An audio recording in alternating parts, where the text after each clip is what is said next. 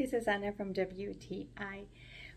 Today we have this super pretty pastel colored kawaii large shoulder purse.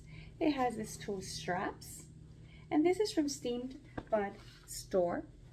And again, this is a kawaii themed item.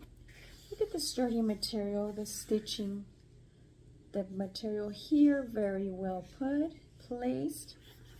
Now, also this one has a very good double zipper that you can maneuver, of course, to put everything in place. And look at that.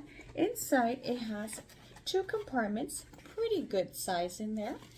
The front has another large compartment which also has a zipper to secure everything in place.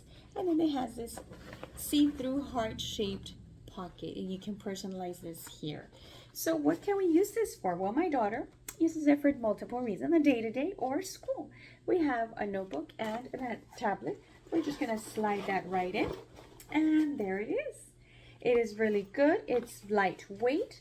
The material is great, sturdy, as you can see, very nice. So this one adds the perfect addition to her day-to-day basis. So the same thing goes for you, maybe for yourself or your child.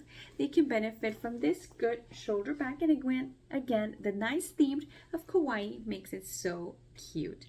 Check it out, guys, and that is my point of view.